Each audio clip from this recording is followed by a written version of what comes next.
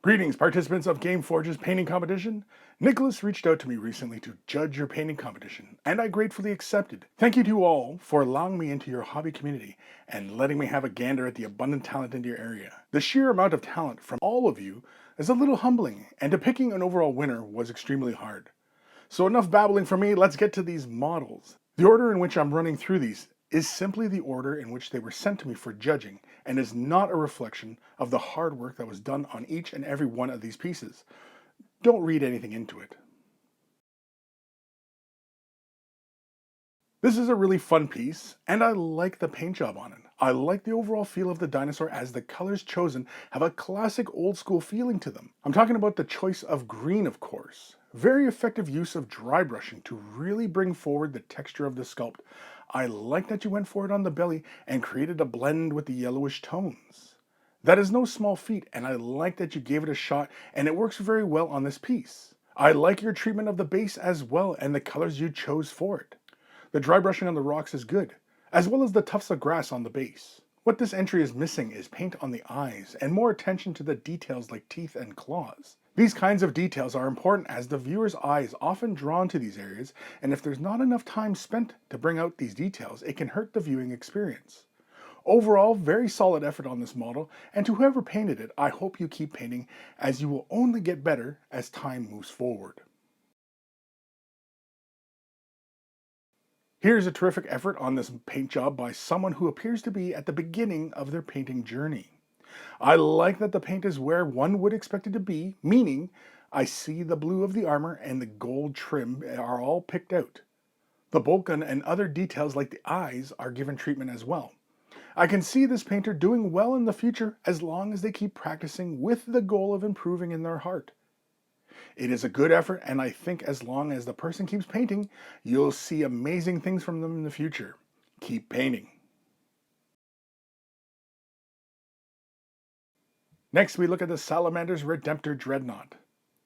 As we look at this paint job, we are greeted by a wonderfully clean yet weathered piece.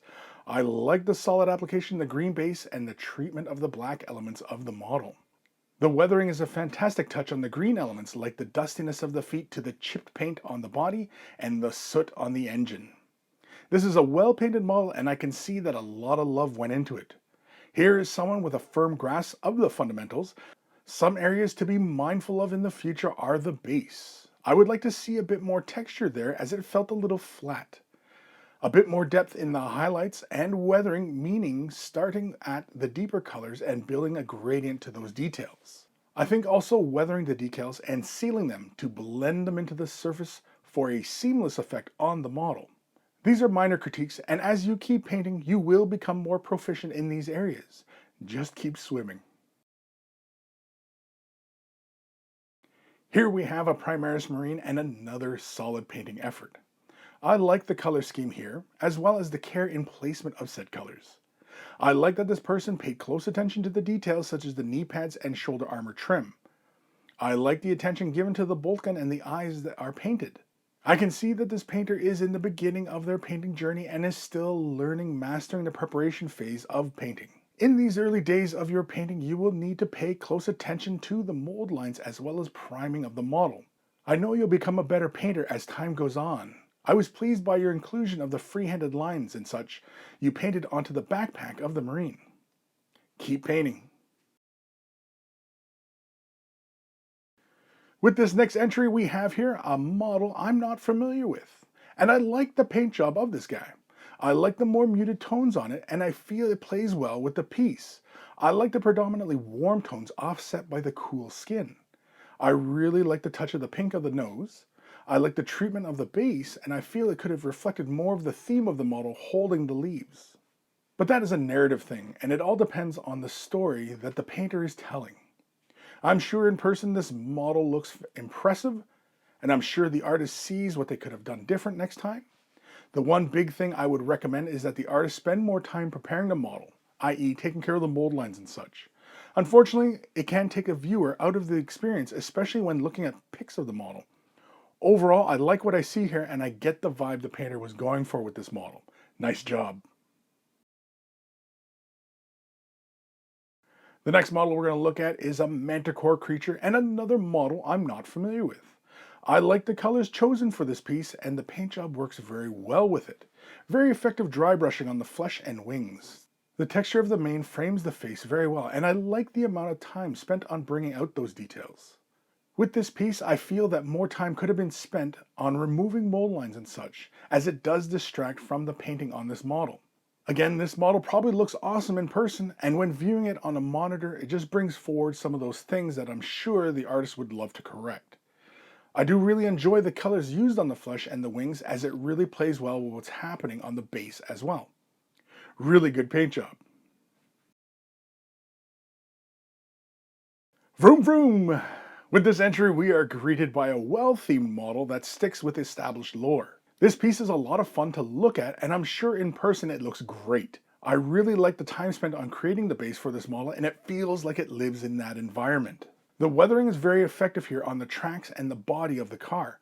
I think the OSL on the rocket is effective in conveying the sense of action. The OSL is a little intense on the wing. The color should build to intensity towards the back of the rocket and the leading edges of the wing mount. I also would have liked to have seen more time spent on the driver, as that is the visual center of the piece. Instead, the eye is drawn to the flame of the rocket, the only source of color and emphasis. A fantastic entry, and I really like the work done on it, as I can almost hear the roar of the engine and the laughter of the orc. Good job.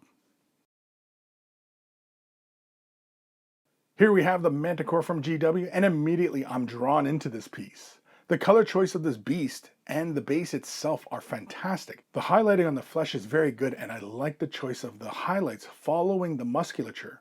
I like the free-handed elements on this model, such as the tail and the green element on the neck. I can see that a lot of time was spent on this kit, with the prep to the paint job. The base is a lot of fun, but I kinda wish the gemstones were painted and highlighted to the same standard as the rest of the model. The highlighting on this model could have gone a little further in contrast and hue, but it's still a fantastic effort, and the skill at which this was painted is obvious. Well done. Now we move into some Lord of the Rings with this next entry. Firstly, this is a great piece with good transitions in the cloth and the hair. In fact, I really like the treatment of the horse's hair and flesh. Really wonderful transitions in the color. It is such a nice clean paint job with the colors and such in their place as far as I can tell. The effort involved is easily seen. This piece could be at all the more greater if a bit more time were spent on the faces of both characters. I think the hair of Merry could have been rendered a bit further, as well as the highlights on Gandalf's face. Because we recognize this as a scene from the movie, we are immediately drawn to their faces. This is an example of a really good paint job, only needing a nudge to be really great. We jump back into the 41st millennium with a Space Marine tank. Firstly, let's talk about the color scheme, of which I like. The brighter off-green used to highlight adds an interesting element to the viewing. Alongside the black elements on the tank, it makes for an almost glowing effect. Very interesting. I like that this artist added some weathering by adding dirt and grime to the tracks and guards of the lower portion of the tank. It also looks like they were going for some streaking grime on the armor as well. The effective use of the transfers is really good, as they blend into the paint job of the model, which helps when viewing the model. Sometimes this kind of thing distracts people. Now, what can pull a person out of the viewing experience is a lack of model preparation, i.e. mold lines and such.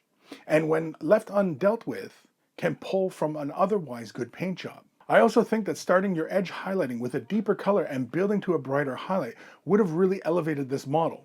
Solid effort on this model, and I'm willing to bet it looks great on the tabletop. With our next entry, we have a Space Marine painted by the artist of the previous model, I suspect. I like the color scheme on the Marine and the little cherub. The work is nice and clean. I like the impression of the plasma glow as well as the glow on the lamp and eye lenses. With this piece, I can see the greater care given to the cherub and the Marine in the prep and paint job. Again, I think this color scheme would be better served with a bit more depth in the highlighting. I do like that the purity seals have the impression of writing, and it is well done. As with the tank, the artist behind this piece has a firm grasp of miniature painting, and as long as they keep practicing, they will improve. For our next entry, we head over to the dark side for the Demon Prince from Games Workshop. I like the color scheme overall as the green skin plays nicely with the deeper reds on the detail. Overall, the less saturated green and purple value on the main portion of the model works well with the deep red and really draws the eye into those areas. The paint job itself is executed well, and I like that the model has shadows and is building towards highlights. The edge highlighting on the black details is good, and I kind of would like to have seen a bit more of a gradient in the transitions on those details, as that would really stand out on this model. I also think that the wings could have echoed the black-red details around the model, but in a more muted sense rather than the saturated hue used for the sword and such. The base could have also helped with the color scheme in that the painter could have gone with neutral tones with stark reds and oranges, simply building on the themes established by the sculpt. A very good paint job by this person. Up next is a big nasty Tyranid monster, and immediately we are drawn to the glowing effect on the base and the head of this beastie. The overall color scheme is dark, but that works in favor of the brighter elements of the model. The highlighting on the armor is very effective, and as we can see, a lot of color depth and effective use of layers and glazes. The use of color on the wings is a real treat, as I can see varying tones which demonstrate some really good understanding of the use of glazes and washes. I also like the subtle shift into the purple side of things on the wings to mirror the main color on the armor. The use of red in this instance is not out of place, as the hue of red is dark and not vibrant, which would clash with the use of the bright green to establish interest. I would like to have seen more time spent in the finer areas of gap filling and mold lines, but that is really minor. I also think that because these are being judged through photos, that the glossiness of the varnish or the paints themselves take away from that green glow. I'm also curious about the details and the main fleshy bits on the arms and such, as there appears to be some sort of paint being used there. Glow in the dark? I don't know. Having said that, this piece is well executed miniature from what I can tell, and see that the artist is very proficient in their painting. Excellent work. Next up, we have an entry that I will try and not play favorites with. I'm talking about the new Eldari Jane Zar sculpt. The use of color in this piece is bold, and it definitely catches the eye in the photo. And I'm sure the same is true when viewed in person. First thing I'll talk about is the painting on the gold and face mask. I really enjoy the use of the purple tones in the gold and the subtle use of blue in the mask. The paint job overall is nice and smooth, and it would appear that a good deal of time was spent on the preparation of this model. The smooth quality of the model is contrasted with the rough texture of the base. Very nice. The bold red framed inside the neutral beige tone in the hair is really eye-catching. I would like to have seen a bit more work on the highlights on the red, as they feel really subtle, almost not present. The ribbons on her weapon appear to have runes written on them and feel a little unfinished. The last thing I want to talk about is the use of color on this model as it pertains to the color scheme as a whole. It almost feels as though there are too many colors competing for the viewer's attention, and it is distracting from an excellent work that is done on the armor and face. I think the lack of deep shadows and strong highlights keep the colors feeling flat and not fully realized. I don't think the ribbon needed to be that level of blue. The purple could have used some brighter highlights and stronger contrast. But all that is if I'm being really nitpicky about it. This model is wonderful, and it is photographed well, and I'm sure it looks awesome in person. Excellent work. The next entry we're looking at is a model from Age of Sigmar, a Stormcast dude on a lizard cat. Some of you, I'm sure, are screaming at your screens right now. The first thing that jumps out at me with this model is the cool color scheme. The work on the flesh of the beast is wonderful, and the transitions on the tail and legs are great. How it moves from a deep tone to brighter purple is really good. The color for the scales, I feel, work well with this model. The work on the saddle and straps brings some needed warmth for balance, and the armor of the rider is clearly defined. The hair of the helmet mirror the colors on the beast and keeps the viewer engaged as the eye moves around the sculpt. Unfortunately, I feel that the artist ran out of time with this project, as the work on the beast is not at the same level as the other elements of the rider and the base. The cloak doesn't have that same level of highlighting like we see elsewhere. The base doesn't have that same level of contrast as the rest of the model and feels unfinished in comparison. The Sigmar icons around the model also feel half done, and it is a shame as this has the makings of a really great piece. In the future, when going for a cooler scheme like this, don't be afraid to use some other brighter colors to draw the eye further into the model and to show off the quality of the painting. In the future, if this painter can manage their time as well as they can obviously paint, I'm sure we'll see more fantastic painting from them in the future.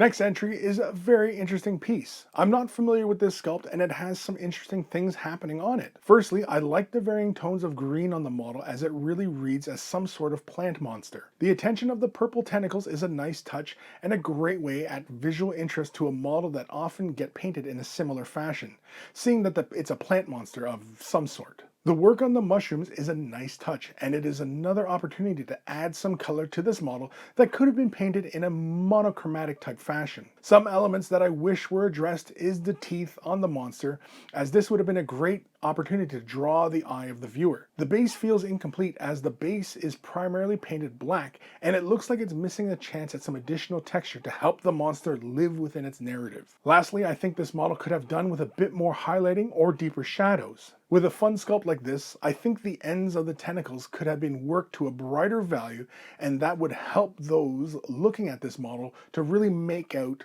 the fun little details on this model. I think it is a fun paint job, and as long as the artist keeps painting, they will undoubtedly master these things in the future. Good job. We head over to the Gloom Spite for our next entry. I'll start by talking about the use of color on this piece. I really enjoy this piece, and the color palette the painter used is wonderful. The use of more subdued and muted tones is very effective here. The only really saturated color here is the green of the flesh, which helps in drawing the eye into the sculpt. I do enjoy the way blues move into purple tones and the way red flows into purple. The transitions are really well done. The work on the cloak is subtle, but the effective edge highlighting separates the two big surfaces on the back without being abrupt. The use of color here is almost tranquil, which leads me into wishing that there was a touch more contrast in the eyes and key areas of the miniature. The details of the staff and the mushroom bat thing could have been rendered into a bit more clarity, meaning the eyes and teeth could have been picked out in brighter tones, not all the way to a white, but somewhere in that ballpark. The base immediately brings us into this little guy's world, and it feels like there is a purple glow coming from the mushroom itself. And I kind of wanted that brought into reality, as the green of the trunks feel about at the same level of brightness. All the texture is fantastic, and it's truly a joy to look at this piece of miniature painting.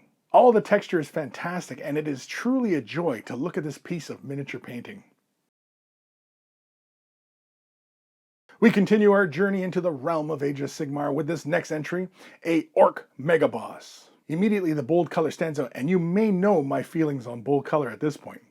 I like bold. The work on the yellow is very good, as it is even and very saturated. The flesh and the blue elements are painted in a nice and clean fashion, consistent with what we see a lot of these days. The skull decorations are painted in a wonderful fashion, especially the large one on the shoulder. Very effective transition to light to dark in the main surface, as well as a competent use of dry brushing to bring forward the texture. I like the chipping in the armor along with the subtle blood splatter. The base brings some great texture also, giving the viewer a narrative to this miniature. I like that we have this little mini battle scene without being too gory. Although, we could have pushed it a bit further with the gore. I think the axe blade could have gotten a bit more directional splatter along the edge as we are moments from the Stormcast being decapitated. I would also have been okay with a bit more blood on the ground and into the water, even falling into the water. The subtle splatter on the armor almost gets lost with the chipping. I think the blue areas of the armor could also have done with some weathering as well. This is a very well constructed and painted miniature. Very good job here. Our next entry is a model I'm not familiar with, but right away I like the overall color palette chosen for it. I like that it feels like a good blend of cool tones and warm tone. The use of gold and browns with the light gray and teal hue. What I find most remarkable is the fine lines created on the areas of the model. The line work on the tail and the head are really good on this model, and I can only assume is very small. It looks like it is a smaller size than a 28mm size miniature. The application of paint is neat, and I don't see paint running into unwanted areas of the figure. Unfortunately, this is one of those instances where the model preparation is key and can pull from the viewing experience. Get those mold lines clean. The highlights are a bit subtle, which doesn't hurt, but next to some areas it can look unfinished or not touched at all. Even when achieving a subtle paint job, there is plenty of room for subtle shading, and I feel that this model is in need of some. Good effort here, and I'm sure in the future this artist will turn heads with their work. Good job. As we reach the end of the entries, last but certainly not least, we have another one of these cat people miniatures. Firstly, I really like this piece, and the flesh areas instantly pop out at me, and I like the use of complementary color. Sometimes it can be a bit of a gamble, but here it works well as the off orange of the flesh is flanked by the strong saturated blue, which help both colors pop. I like the use of the brighter flesh tone to establish the visual interest of this piece. I suspect it is the same artist as the previous entry, but I could be wrong. It feels like there was more time spent on the highlighting and the shadows of this piece, and it shows. I really dig the patterning in the flesh and the tail, as it reinforces the ideas of what we know what cats look like and such. Again, I think a bit more time could have been spent in preparation phase, as seeing mold lines can distract from the paint job. I like this piece as the extra time spent on creating highlights and such pays off, and this is a very strong entry. Good job, and keep painting. Well, that concludes our look at the entries, and now the difficult job, picking the winner of this event. I will say that it really wasn't easy, and that all of you entered some really great pieces. For some of you with less experience at painting, I will say this: keep painting, do not be afraid to fail at the first attempt at something new, and keep practicing and you will get better. The more you do it, the better you'll get at it. And of course, have fun. If you're not having fun, then you may need to examine why that might be the case. So who is our winner? Evan Harvey with the Goblin. This was a fantastic entry and demonstrated a great understanding of miniature painting fundamentals. Again, it was the application of smooth transitions and the use of color palette that elevated Evan's entry to the top spot. I'm sure Evan's next entry will be all the more impressive than this year, and I look forward to seeing more. I want to thank Nicholas for including me in this contest, and thank all of you for your effort and letting me have a peek into the work you are all doing there. It looks like you have a good community, and it's these kinds of events that build stronger bonds between you all. For those of you who didn't place, don't lose heart. Every journey has a beginning, and any journey worthwhile is never easy. Keep painting. I want to thank you all at GameForge for this, and remember to take care of your brushes, and they will take care of you.